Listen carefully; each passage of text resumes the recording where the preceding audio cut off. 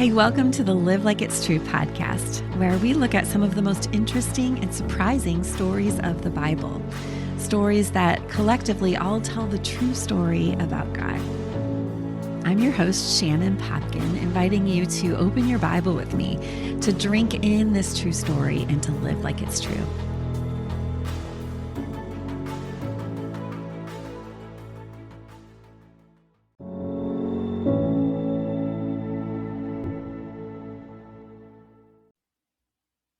Hey there, we have something a little bit unique this time on this episode. I was a guest a few months back on Context and Color of the Bible podcast with my dear friend Erika VanHaitsma, who's been a guest here on this show many times, and her sister Veronica Copenhaver. And so the two of them actually came to my house. They just live about an hour away from me, and came over and we had this amazing conversation. And so I enjoyed it so much. I asked if I could share it with you here at Live Like It's True. So that's what this is. So if it sounds a little bit like I'm being interviewed at times, that's why. I'm not the one in the interviewer chair. And yet it was a really rich conversation. I think you're going to enjoy it so much. We've got two parts for you. This is the first part. We're going to be talking about stories of the Bible. So how these stories package up truth in a powerful way, how God uses story to show us, not just tell us the truth. And then in the second part, the second episode, we're going to kind of practice it. We'll talk through a story and talk about how we can uncover some of those rich theological truths. So I hope you will join us for both parts.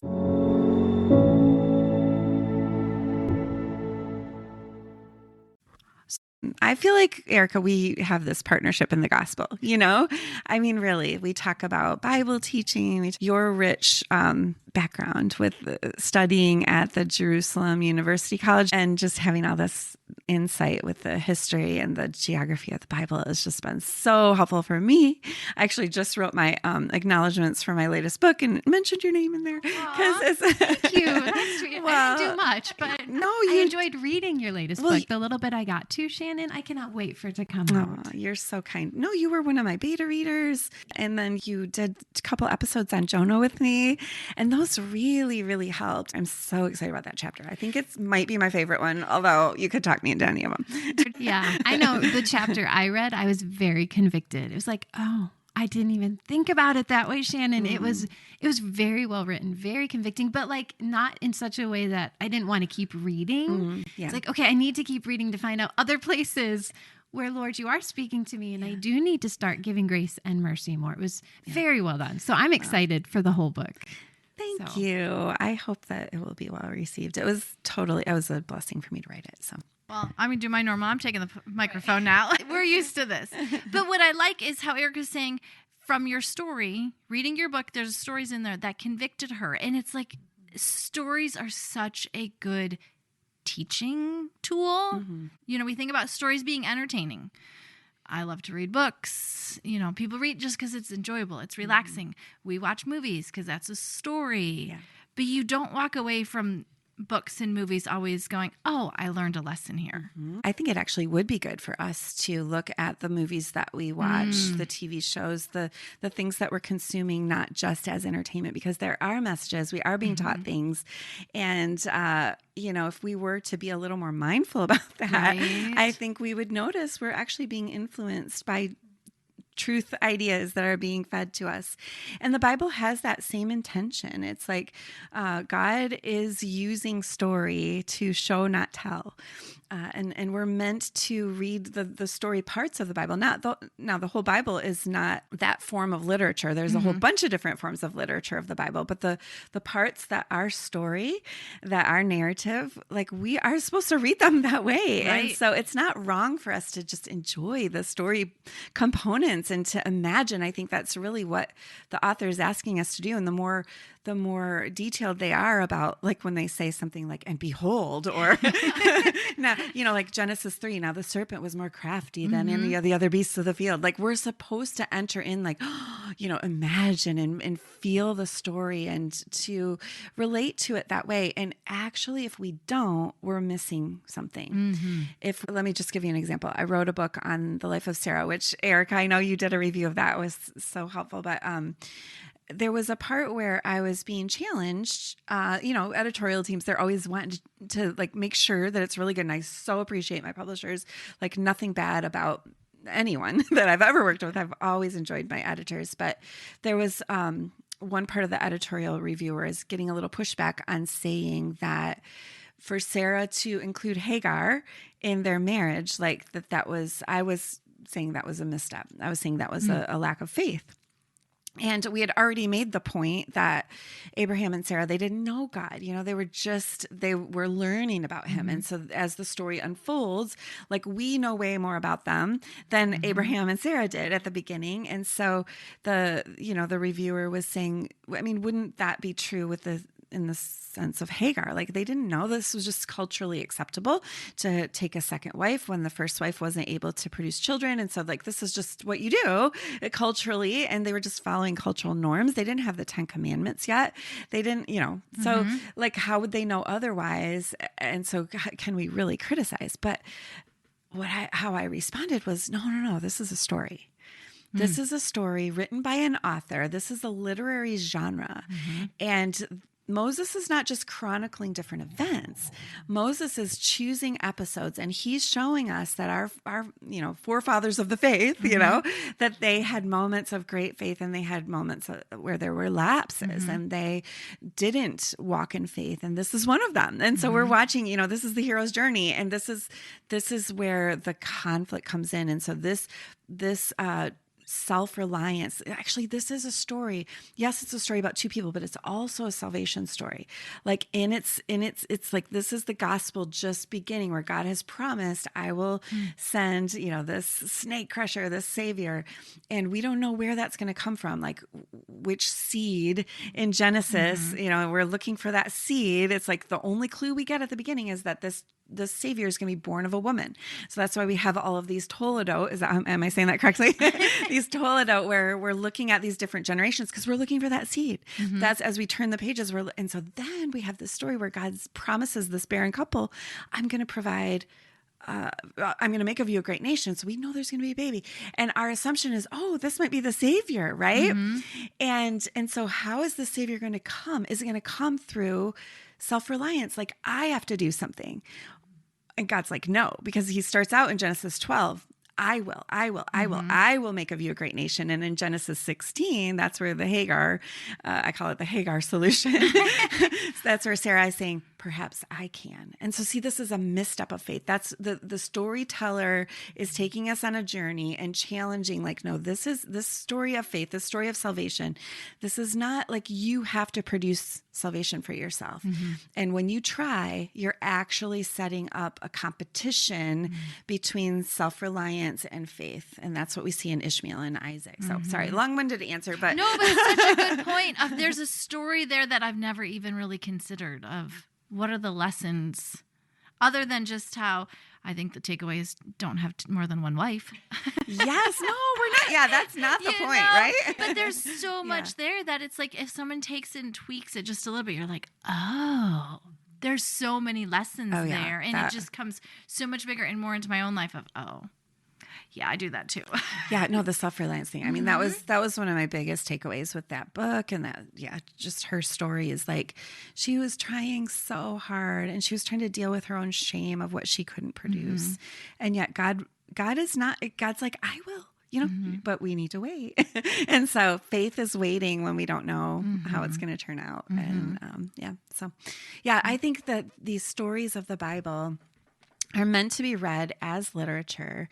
And I think what's beautiful about them is that think about who is the general editor of the Bible. It's God. And who is our creator? It's God. I think he knows that we are these story-driven creatures. He's the one who made our brains. And so and he's overseeing the Bible, to a much, much smaller degree. I experienced that same sort of like inspiration of like, what will my next book be about? And I feel like in God's his spirit inspires me, you know, and as I'm dreaming about it and I'm thinking about it, he definitely is influencing that process. And that's our whole Bible in a much more significant way is being influenced, because this is God inspiring these holy, you know, men of old, these writers to write. And so this was God's idea. It was his design, not only in the different episodes of the individual stories in the Bible, but also in this overarching narrative. I mean, there's no book like the Bible, you know, 66 books where it is all telling one overarching story where these authors didn't know each other. It's pretty amazing. Yeah. Yeah. And I'm sure you've talked a lot about that on your show, but I'm just curious, what's your favorite story of the Bible? Oh,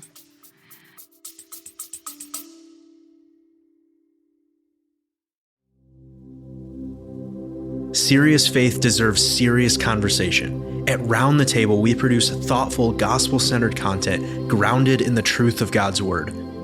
Pull up a chair and join us where truth and life meet. Visit roundthetable.co.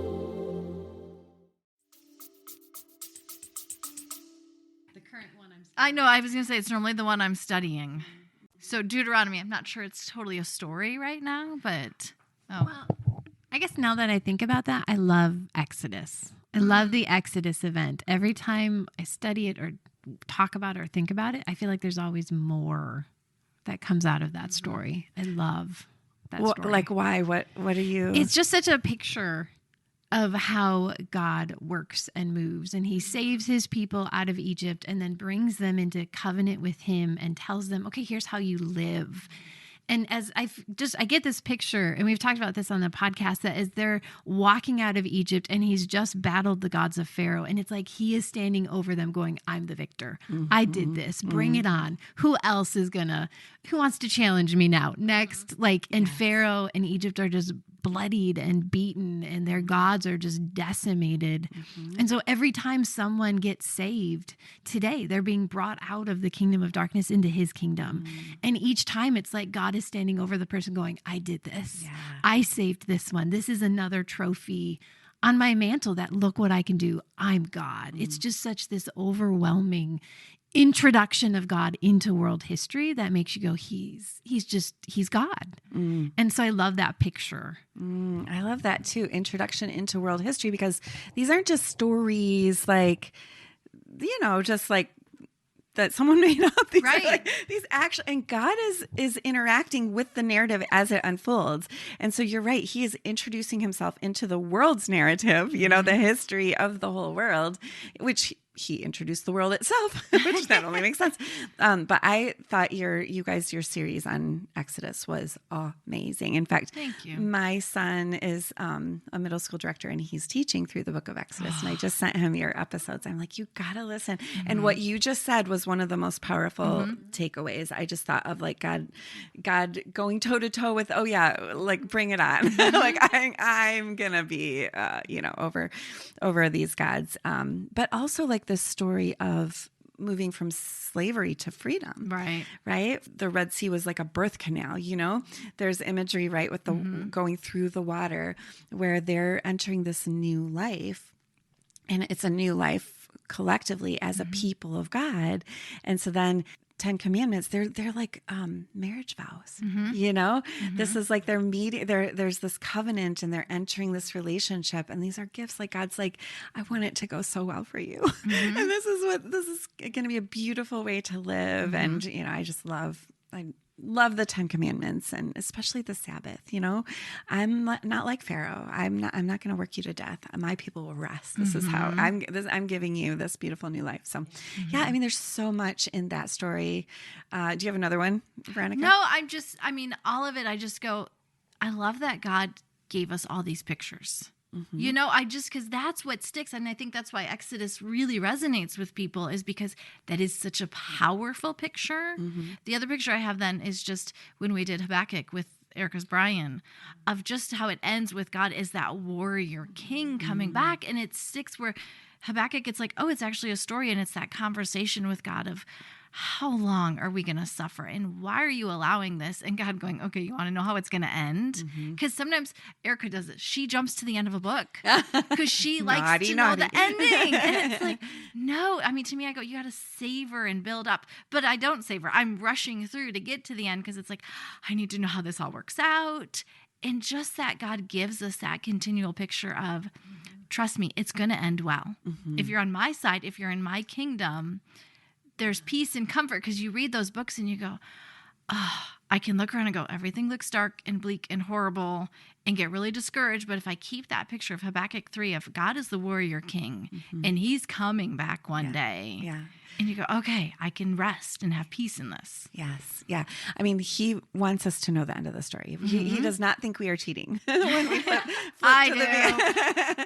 No, I mean, because really, if you know the ending, you can flip back to wherever you are in the story and find, I mean, when you're suffering, you know, like in Habakkuk's day, you want to have some hope. And so many of us were looking for that hope. And the storyline of the Bible gives that to us. And Jesus, I think what's so interesting about Jesus is that the first time he doesn't come as the warrior king. Right. You know, that he, like, that's what we're kind of expecting. And that doesn't mean he won't. You know, the imagery in Revelation is he will come again as a warrior king. But Tim Keller says that if he first came as the warrior king, he would have just annihilated everyone and there would be no one to save, right? So he had to come first as the suffering servant so that there would be someone to save. But we have such hope because of him, because he came as the suffering servant. And so I think the stories of Jesus are probably my favorite in the Bible.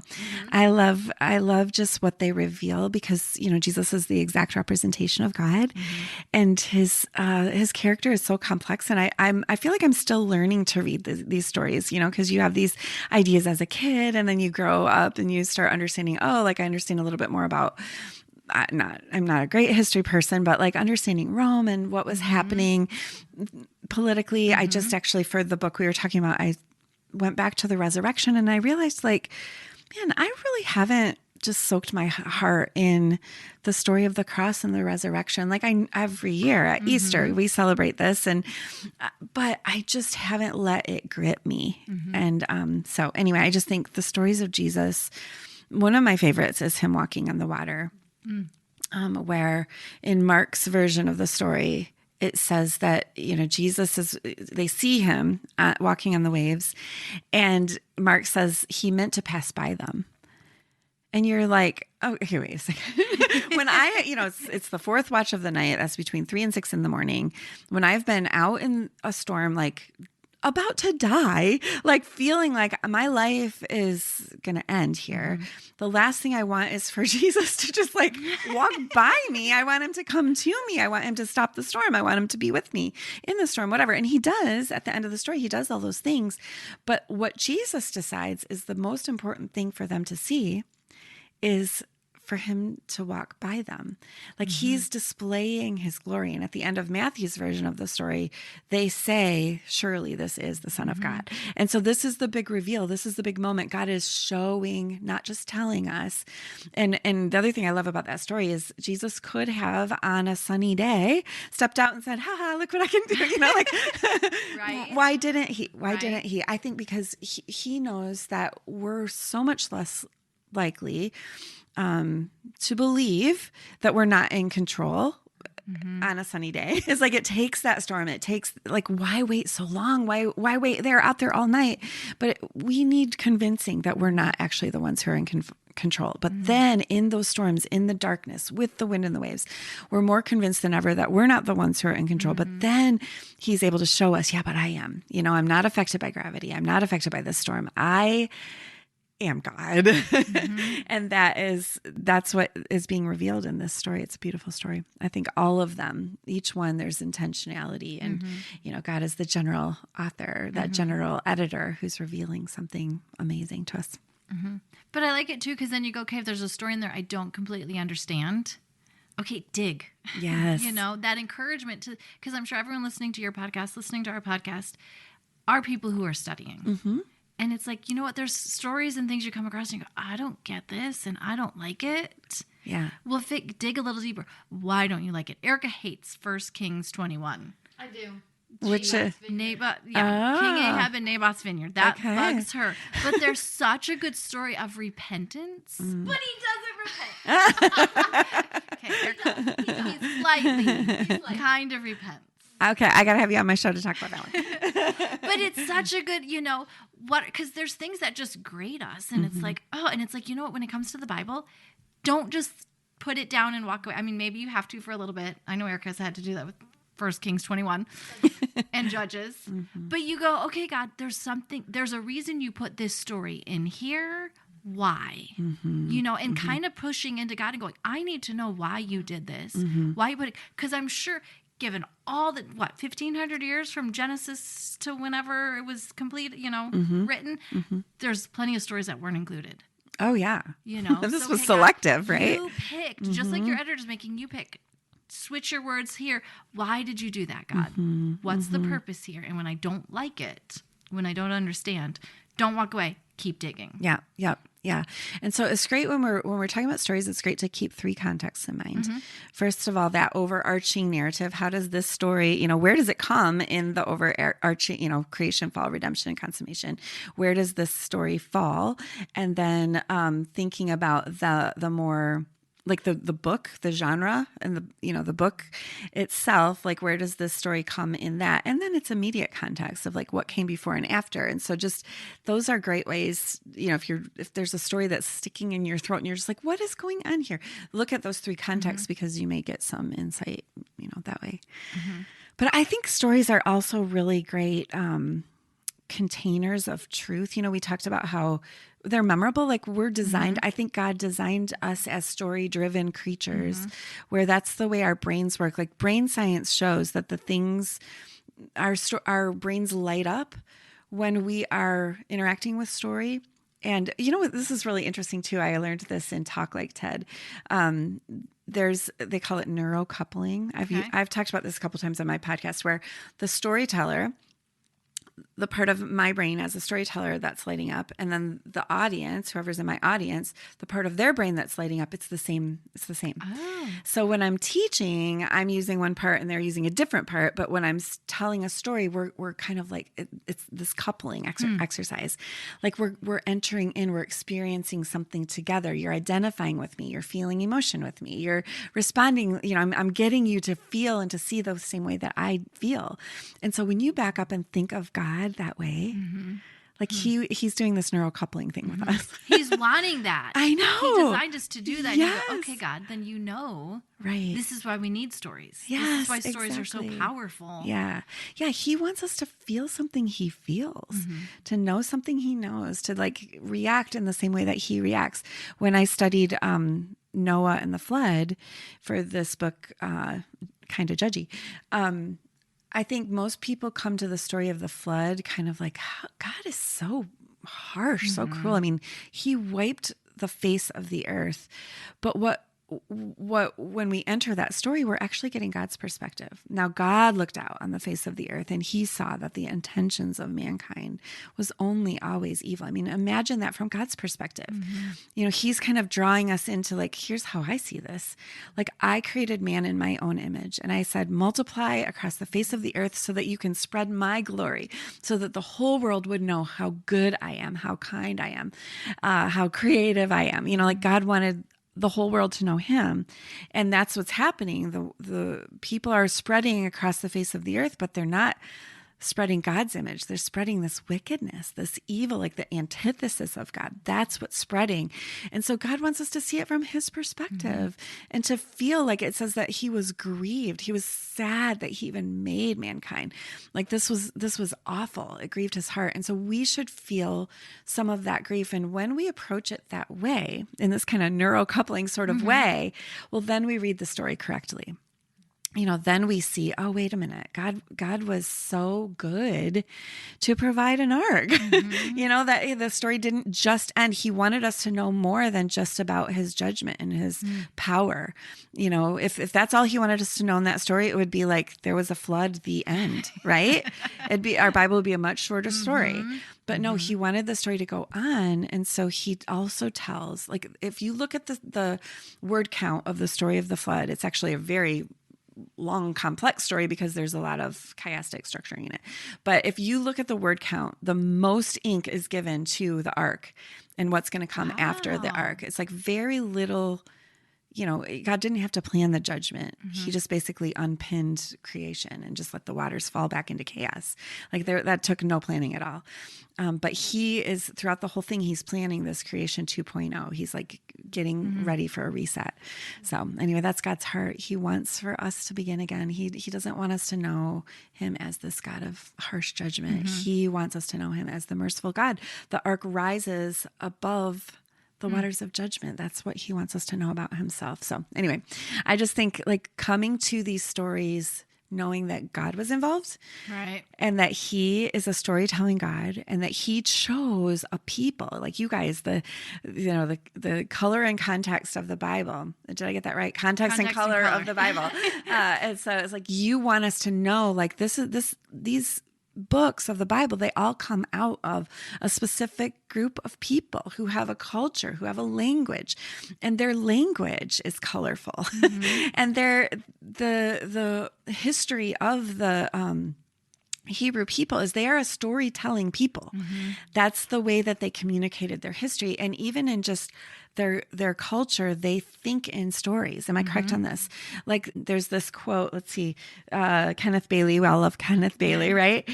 He says that in the Middle East, from the beggar to the king, the primary method of creating meaning is through metaphor and story. This is what's true about the Middle East. It's like we put more emphasis as Western thinkers on thinking abstractly, and thinking orderly, like an outline, right? We if we're going to say something really important, we're going to have a thesis statement. We're going to prove it with all of these abstract ideas, logic, because of A and B, whatever.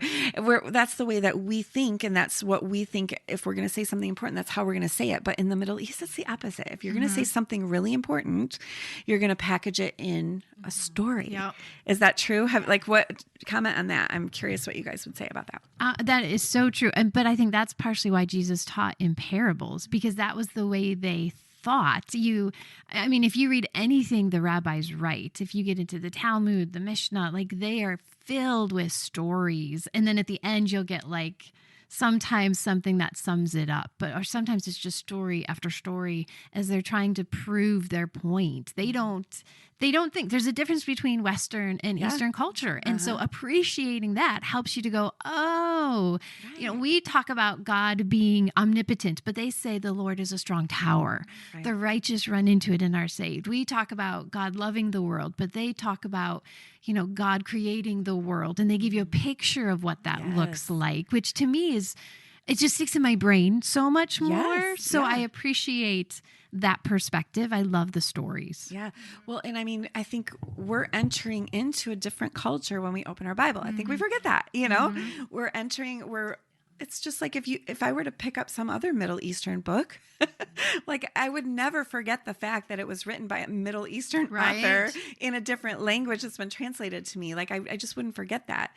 I'm just thinking like when you get like AI to like translate from like Chinese instructions to English instructions, or even you get the instructions in your box, and you're like, "Oh, someone translated this." It's like, this makes no sense. I think they got the right meaning right there. Exactly. But even like if we were to go over to Europe, we would be keeping in mind, like, okay, we have to remember they drive on the left side of the road. Like we just would have this mindset of like, I'm entering your territory. When I went to Jordan, our friends took us out for dinner, and they were like, okay, they're going to be bringing food to the table, and they're going to keep bringing it.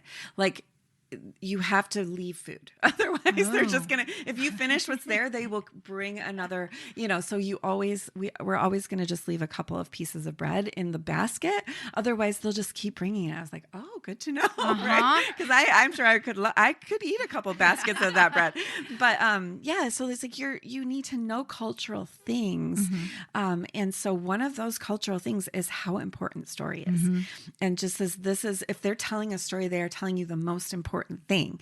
And so not to like reduce that. We think of stories as like childish or, fairy tales. We don't put as much emphasis. So I think just even the fact that we're thinking about stories as an important part of our Bible study.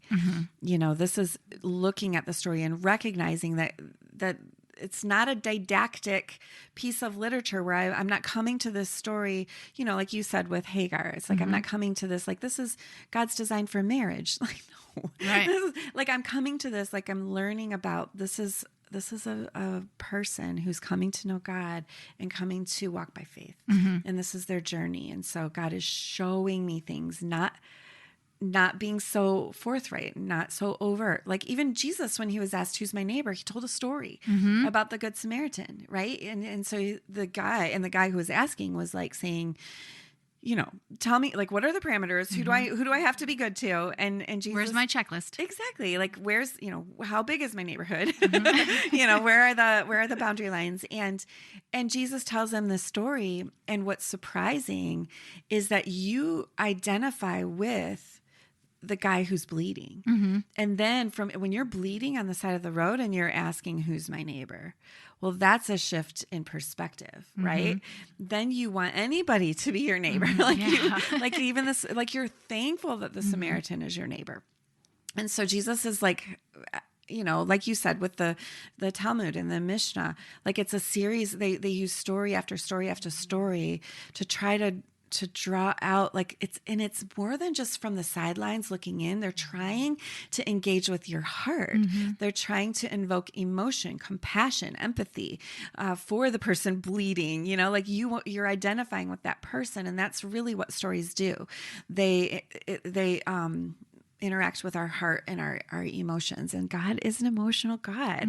And so you're not wrong to feel these stories. And in fact, you're very, very right to do so. So I think they're super memorable and they're easy for us to retrieve. And I think we should retrieve the stories of the Bible with that in mind. Like what is a story I can go to that helps me to sort through what's true and what's right? Yeah, that's a good... because sometimes I go, I don't know that the Bible tells me everything to do, and it doesn't. But if I go, is there a story that I can bring into this? I can see some truths and take some application from that. I'm thinking of just, as you were talking about that, of King David. When Nathan came to him, he didn't just come and go, hey, you're wrong. Yes. He came with a story that tugged at David's heartstrings and got David to react to a story. And then it was like, and here's the twist. Yes. Yeah. You're that man. I mean, just how... You are the man. Yeah. Storytelling. Yes. At its finest. I mean, that's what the story's there to do. And going back to what we said at the beginning, how you said, no, if we pay attention to the movies, what are the truths we're pulling out? Because whether we realize it or not, we're pulling those truths or those lies out of that story. It's true. We're pulling application from it. And it's like, okay, if I'm going to let stuff fill my mind, it needs to be the stories of Scripture, because then at least it's giving God something to work with. Yes, exactly. Yeah. Well, and stories are so easy to retain. I mean, like, look, I've got a list here. The Tower of Babel is 230 words. The Prodigal Son is 514 words in my ESV translation. The story of Jesus dying on the cross in Matthew is 120 words. Wow. Like, there's such a brevity, but just think of all of the truth that is so packaged up in each one of those stories. Like, we're learning about God, about mankind, about ourselves. Like, there's so much contained.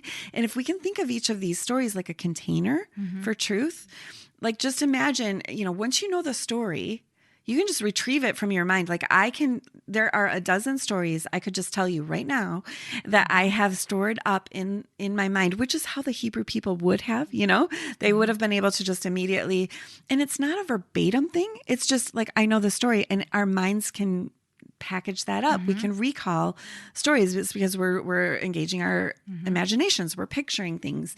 And so each of these little stories, we're packaging up really good, rich theology. And if you can think of these, like think of your mind like a shelf on your mind and all these containers, each story is like a container and it's holding together all of these rich gems, these beautiful truths about the gospel. And it packages them in a way that they're accessible even for children. I could tell a little kid the story of the Tower of Babel and they would get it. But you and I could have an hour-long conversation and we would not scratch the depths or we wouldn't get to the depths of how important that story is and all of the meaning behind it. And so we'll spend the rest of our lives contemplating these stories and enjoying them and returning to them for the truth. Such good application.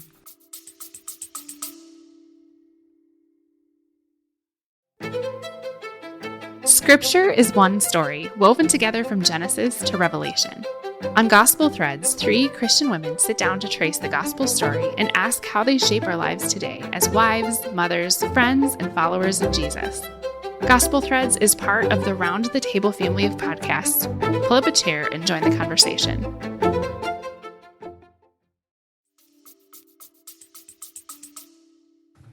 The rabbis talk about when the Messiah comes, he'll explain even the spaces between the words.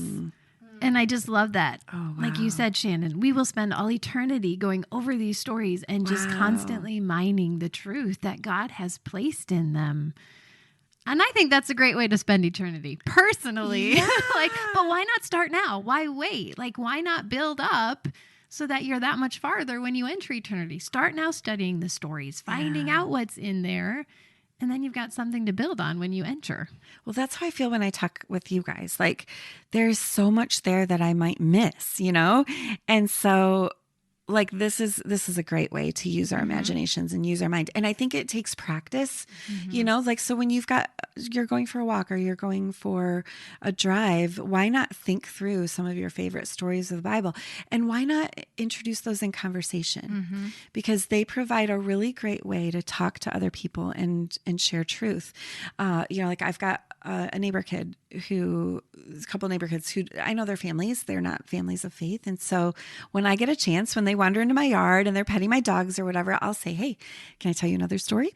And I just tell them these little stories because I know they're memorable and they're powerful and you never know. They may take root. They may invite other questions and spark imagination. And I've got this window of time when they're kids and they still come over and see me, right? And so if you're a grandma and you're concerned about your grandkids or maybe they are a God-loving family, these are ways that you can invest in the next generation. You can invest in your kids, in your marriage, in, your friendships. And I think in today's day and age, it's really, I think there's a lot of division. We're looking at people going no contact and, there's all I feel like you guys both have coming to be young adult children. Erika, how old is your oldest? 17. Okay. So you're getting there and you've got a young adult child. I've got 3 young adult children. And I think what happens is, it's just harder to talk. When they're little, I can talk to them about truth. I can, but now it's we're all adults here and I don't want to be this teacherly kind of, if there have been times, let's say, that I just want to repreach the sermon that I just heard because they really need to hear it. And if I do that, what's going to happen? They're going to shut you down. Yeah. They don't want to hear that. But I'm old, Mom. I don't need a lecture anymore. Exactly. But if I can say, hey, there's this, what about the story of this or that, let's say you're talking with someone and they're saying, God never judges anyone, these lies. Well, you can say, well, what about the story of the flood? It just puts out there, like, here's a conversation piece. Like, I'm not going to debate you on whether God judges people, because that's this abstract idea. And you and I may have completely different ideas about what that means. But we can talk about the story. Like, what do you think that story is showing us? What's the truth package in that story? Or let's say somebody is saying, well, God is so harsh. He has no mercy for anyone. What about the cross? I mean, what do we see in that story? Like, do you see any of God's mercy there on the cross? Like, why would, I can see, like, if you just look at Jesus's perspective, if that death was just Jesus saying, Father, if it's possible, let this cup pass, and God says no. I mean, that looks like harsh judgment, but do you also see the mercy in that? Or, this idea that we should always protect ourselves first, that's really, I have to do what's right for me. I have to put up my own boundaries. Well, what about the Good Samaritan? What was that story? What was Jesus teaching? Was he teaching us to put up boundaries? I mean, that guy took some risk there. If this guy is bloodied on the side of the road, that means there might be someone nearby who would bloody you too. So what is Jesus teaching us in that story, and how can we put that into practice in our lives? So I think pointing to a story is a way to invite others into conversation about something that is not just coming from you. It's got an outside source that has more authority, hopefully, at least for you it does. And you're talking about something with concrete ideas that you can engage versus these abstracts of like truth and justice and mercy and all of these things that people have different ideas about. So it's a really great way to enter into conversation. But as you're saying all that, I'm thinking, a picture's worth 1,000 words. And if I bring in a picture and I bring in the artist, they're going to point out different things in the story. But if I bring in an art critic, they're going to point out different things in that picture. And as you're sitting here, it's like, oh, you're bringing up things I never thought about. That's why we need to study in community and have these conversations and go, let's talk. You think differently than I do. And we're all looking at the same story. But because of your experience, the way your brain works, there's different truths you're going to pull out than an Erika is, or I'm going to. And it's like, that's why a story is so good, because you can look at it 1,000 times and each time pull out a different lesson or application or truth. Well, and even if you're looking at that particular story differently than the person you're talking with, at least you're talking about the truth, right? And that is going to resonate. It's going to bring up questions in their minds. I actually sat on the plane or on a plane next to a woman and we had this really long conversation. She was definitely not a believer, and she was headed over to where was she going? She wanted to go visit Germany, and because she wanted to visit the Holocaust sites, and she also wanted to visit the red light district. Wow. And I was those like, are different. I said, that's very intriguing to me.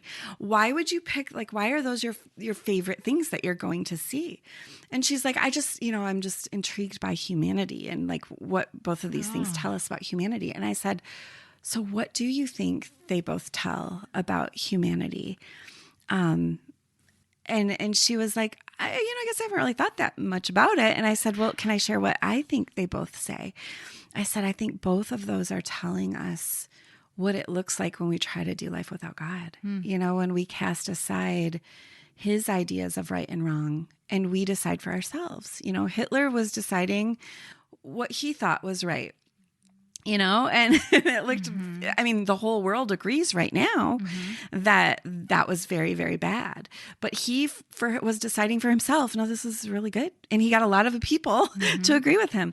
Now, the red light districts, there are people who are deciding for themselves what is very, very good, for human sexuality, right? And they are defying God's ideas for sex and marriage. And so a lot of pain and suffering that are associated with these red light districts. And so I said, both of those bring me back to a story in the Bible.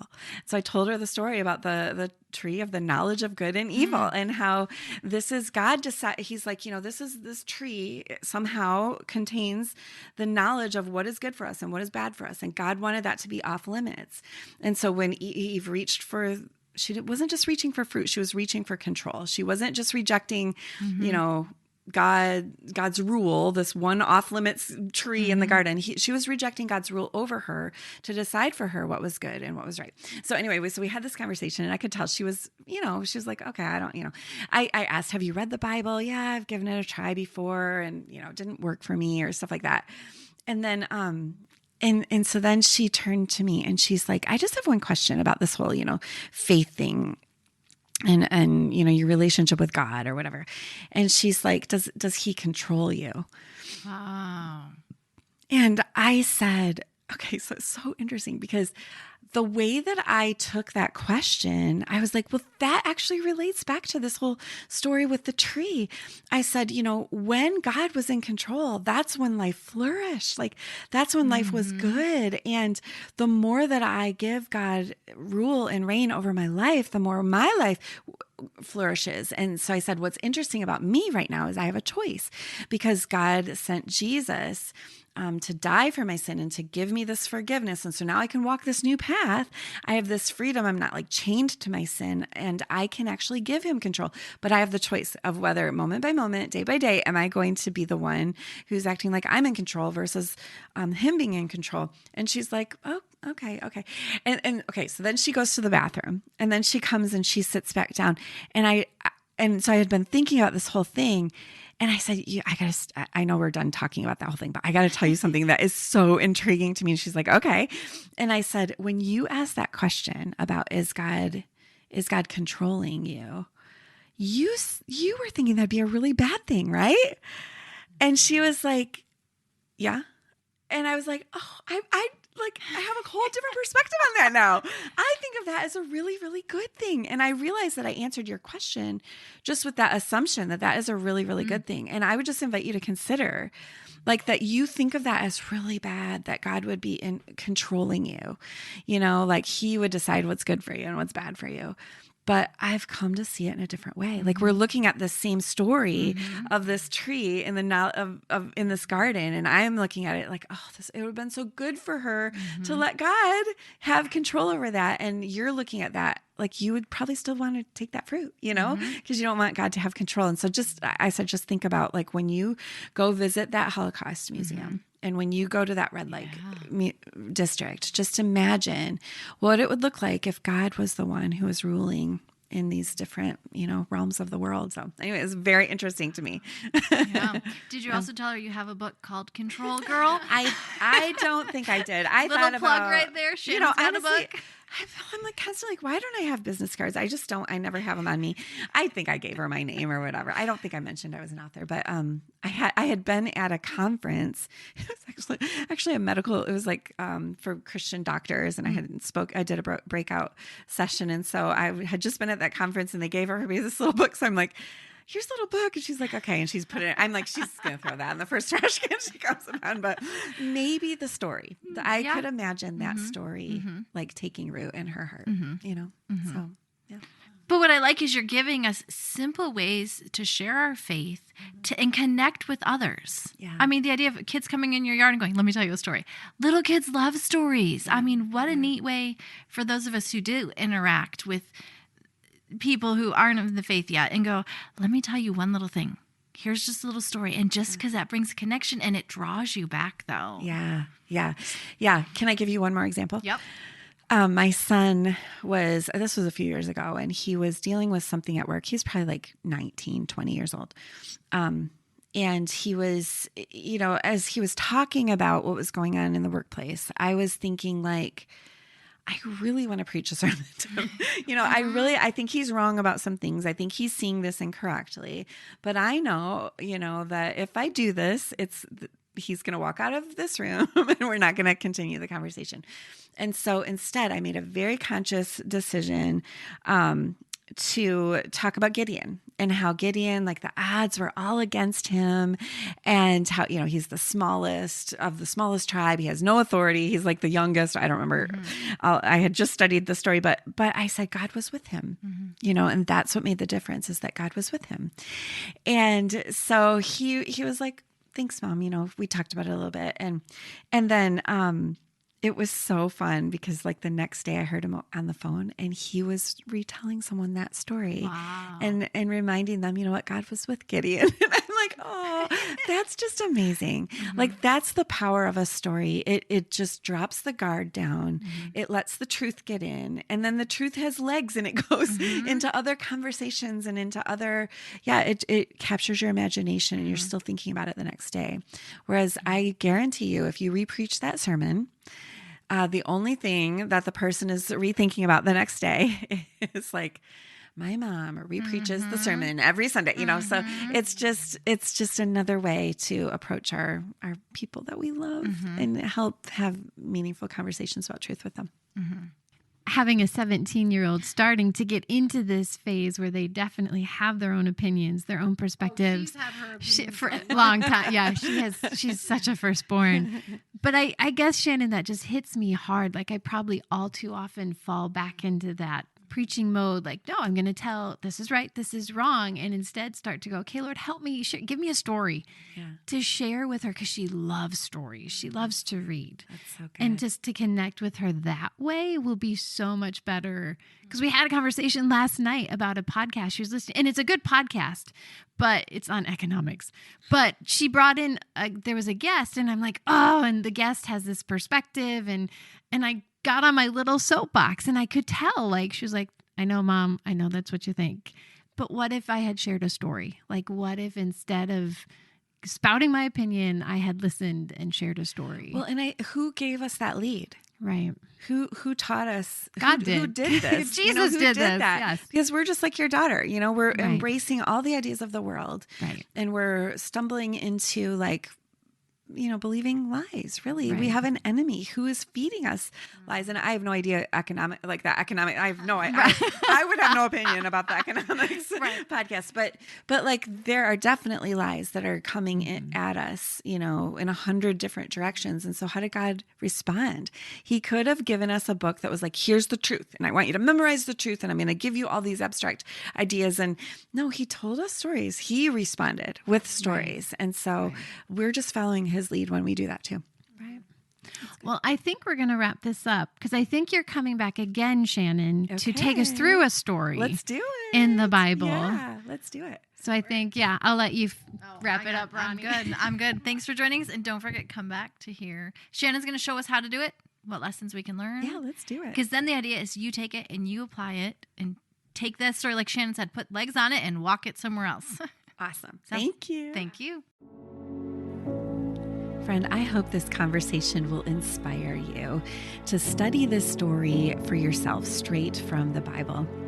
Check the show notes for my free Live Like It's True workbook packed with resources to help you study the narratives of the Bible. We've also got links to the other resources mentioned in this episode and a link to my website where you can search our episodes by section and book of the Bible. Live Like It's True is part of the Round the Table network. For more gospel-centered content that nurtures connection, deepens faith, and sparks conversation, go to roundthetable.co. Thanks so much for joining me, and now it's time to go live like it's true.